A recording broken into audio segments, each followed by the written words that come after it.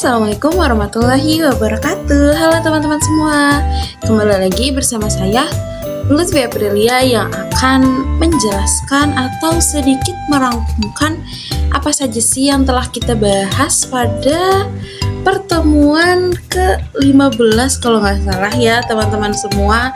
Dan ini mungkin menjadi learning journal terakhir di semester 6. Yeay.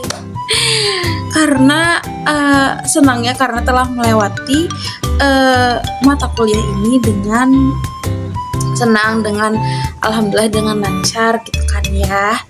Nah terus jadi ini udah mulai memasuki minggu-minggu UAS teman-teman, dan kita juga di mata kuliah ini juga udah diberikan tugas-tugas UAS. Jadi emang kayaknya dari minggu ini nih udah termasuk minggu-minggu yang membuat pikiran dikejar-kejar dengan tugas ya teman-teman semua. Itu tidak bisa dielak ya.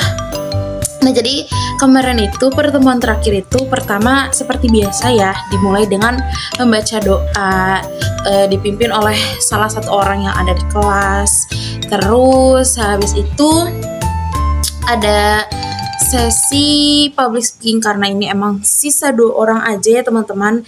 Nah ini nih ada dari saudari Neiza dan saudara Farhan. Nah jadi waktu itu Neiza itu ngebawain tentang renungan waktu itu membawakan tentang hubungan yang toksik gitu kan ya. Jadi memperkenalkan apa sih toksik, apa sih yang biasanya kita tahu tentang toksik. Kan kalau kata toksik itu udah nggak asing ya kayaknya di telinga kita. Jadi kayak kata toksik itu yang kayak beracun buat hubungan, karena seperti yang kita ulas, toksik itu emang berarti nggak bagus kan buat kehidupan kita, baik itu hubungan percintaan, hubungan keluarga, hubungan pertemanan, hubungan lingkungan, bahkan sama tetangga aja bisa aja ada hubungan toksik. Dan mungkin itu bisa, dan itu bukan mungkin bisa, tapi emang bisa mempengaruhi dan sangat berbahaya untuk diri kita sendiri kalau kitanya gak bisa aware ke diri kita sendiri gitu. Kalau menurut saya sih emang harus jauhi lingkungan yang toksik kan ya. Kalau emang mungkin sekiranya udah kita ngerasa yang gak nyaman dengan suatu hal itu, bisa dihindari. Terus abis itu saudara Farhan itu membahas tentang bedah buku. Itu kalau yang saya ingat itu ya, dia itu membahas Ki Hajar Dewantara tentang pendidikan gitu ya. Sama satu lagi, mohon maaf saya lupa itu kan dia ngebahas siapa. Pokoknya ngebahas tentang pendidikan sejarah gitu deh ya, menggunakan PowerPoint gitu kan ya. Nah sehabis itu Bapak pengampu mata kuliah ini itu menjelaskan tentang tugas video atau tugas UAS kepada kita semua. Nah jadi tugas UASnya itu adalah membuat video seperti UTS kemarin ya, video public speaking gitu kan ya, harus dengan editan, tapi dan minimal 3 orang audiens. Nah tapi yang membedakan tugas UAS ini dan tugas UTS kemarin itu adalah dari durasinya. Kalau UTS kemarin kita diberi waktu atau diberi durasi untuk membuat video itu 30 menit. Nah kalau sekarang ini kita diberi waktu untuk membuat video itu dengan durasi 45 menit. Sama harus diedit, harus diupload ke YouTube gitu kan ya. Pokoknya public speaking durasinya 45 menit gitu kan.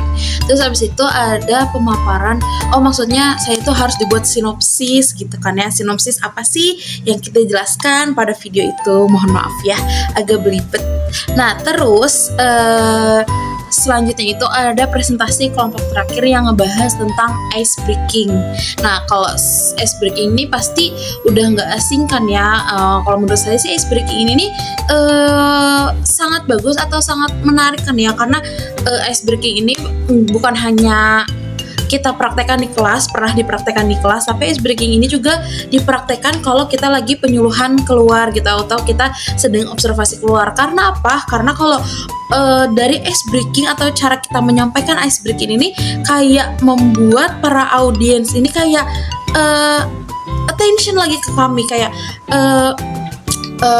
audiens ini kayak, oh kakak ini asik bisa ngebawain audiens ini. Jadi kayak first impression dari audiens ke kami itu kalau menggunakan ice breaking ini kayak wah seru nih, bakal ada hal seru apa lagi ya, karena ice breaking ini kayak bagian yang mungkin tidak penting tapi sangat berpengaruh dalam berjalannya public speaking gitu kan ya. Jadi macam-macam ice breaking ini juga harus dikuasai, kayak kemarin udah dicontohkan dari salah satu pemateri dengan contoh ice breakingnya itu sulap gitu kan ya. Itu kan membuat attention kita kayak wah hebat gitu kan ya. Terus juga ice breakingnya kayak ada lagu, biasa kan itu sering yang dibawa dari lagu, atau dari yang pernah di kelas itu juga dari botak, batik, batuk gitu kan ya, seperti itu. Oke, mungkin cukup sekian dari saya. Sampai bertemu saya lagi di lain waktu. Kurang lebihnya mohon maaf. Wassalamualaikum warahmatullahi wabarakatuh.